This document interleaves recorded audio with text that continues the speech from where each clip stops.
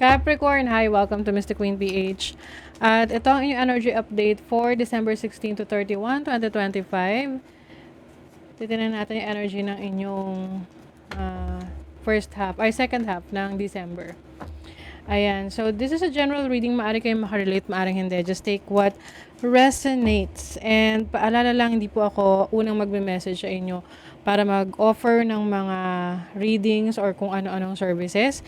Hindi rin ako magpa-follow sa inyo para mag-offer ng services. So, be very careful kasi maraming mga nagre-re-upload ng videos ko all across social media. Merong nagagaya sa akin. Nagagaya.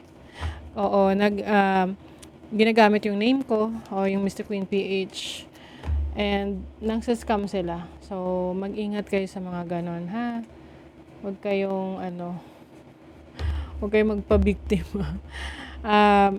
Kung gusto niyo ng private reading, meron tayong link sa description at sa pinned comment or sa comment section. Okay? So, let's begin. Capricorn. Kumusta kayo, Capricorn? How's life treating you? You know, better days are coming para sa mga Capricorn. Yes. Lalo na ngayong 2026. Okay, what's coming to Capricorn December 16 to 31? Mystery. Oh. Meron kang isosolve na mystery or maaring people see you as someone na mysterious. May nahihiwagaan sa'yo.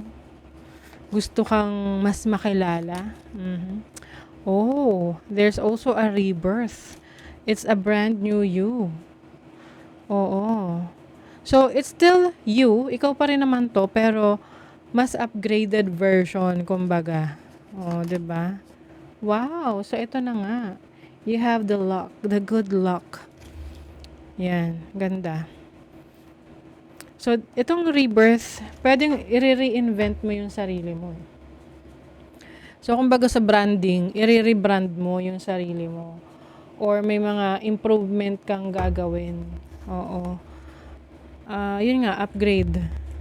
You will upgrade yourself, your life, your career, your business. Let's see, ano pa? Some of you mas magiging spiritual ngayong second half ng December or magsa-start na kayong maging mas malalim, magkaroon ng mas malalim na connection sa inyong sarili. And you will realize a lot about yourself. Sabi nga, know thyself. Mas kilalanin daw natin yung ating sarili. You have the Four of Wands. This is about stability and also celebration.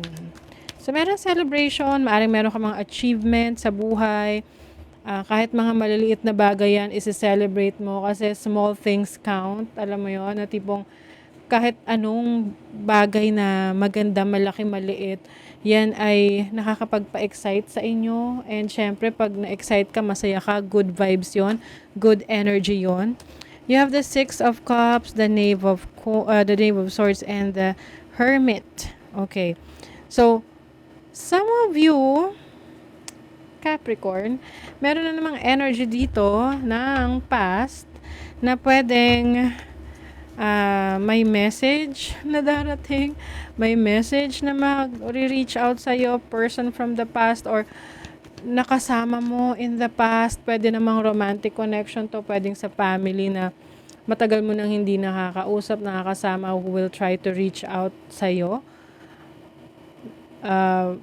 Possible this person will ask for help.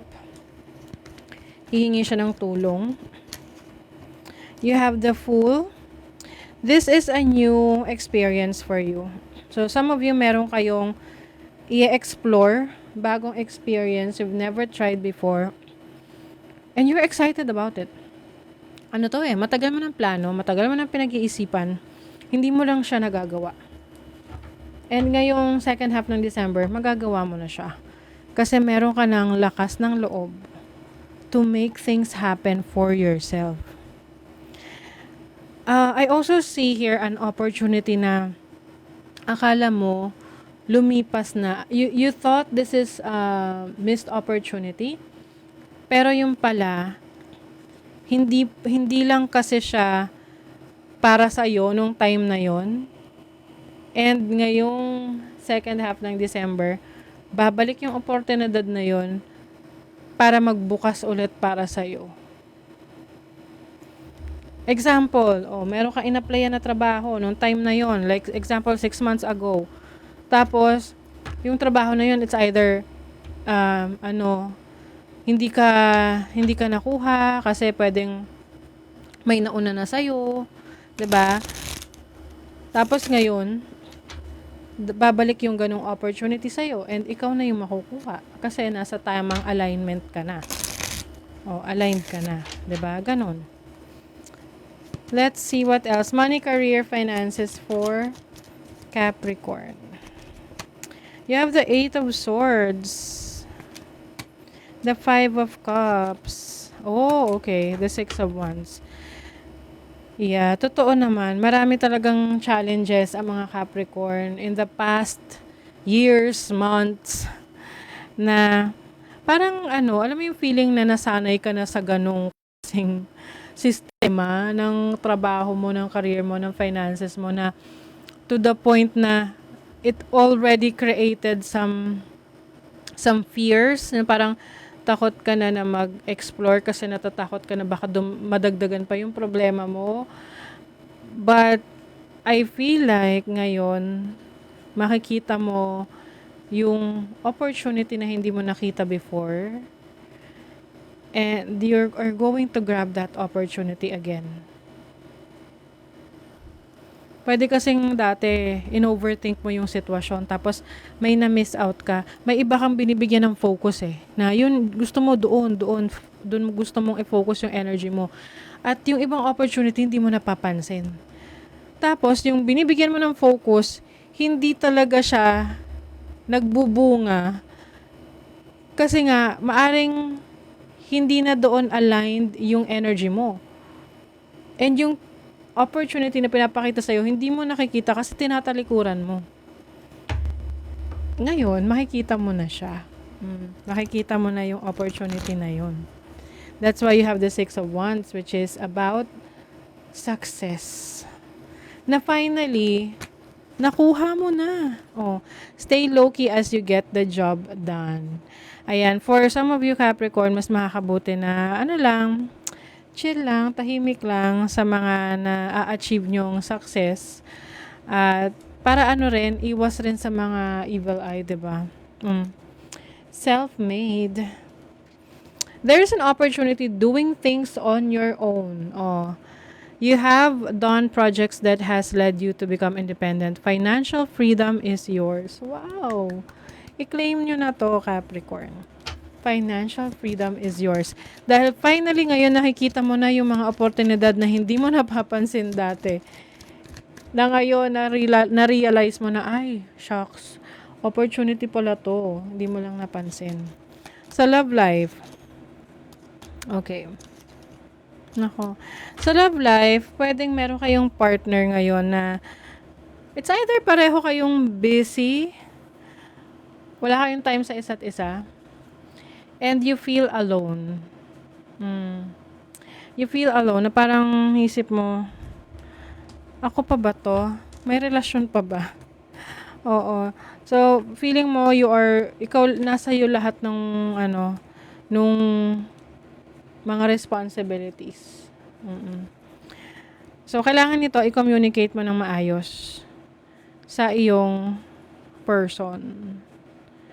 Kasi meron ditong hindi na kontento sa sitwasyon niya sa relationship. Parang yun ba, nasanay na lang sa ganitong klaseng connection, so hinahayaan na lang. I think matitrigger yan ng mga bagay na parang parang yun yung limit mo na matitrigger ka na yun lang yung kaya mong i-handle. If you're single, you are manifesting a relationship, a new connection, a new relationship. But pay attention sa mga intention ng tao na yan, ha? Kasi hindi naman lahat ng mga dumarating sa buhay natin is makakabuti para sa atin sa relationship. Ayun yung iba sa inyo, meron kayong limitation sa relationship ninyo. may mga bagay na hindi kayo magawa para sa sarili nyo dahil sa responsibilidad na meron kayo ngayon sa inyong relationship. Kaya nga may rebirth dito kasi pwedeng iba sa inyo, you are letting go of that situation na sa tingin mo, yun yung naghumahad lang sa pag-unlad mo, sa paglago mo. Divine timing. Good things come to those who wait. Oh, so some of you, itong nangyayari na to, itong energy na to na parating sa inyo ngayong second half ng December, marami kayong realization na, kaya pala hindi nangyari to in the past kasi ngayon pala to. Ito pala yung timing niya, the right time.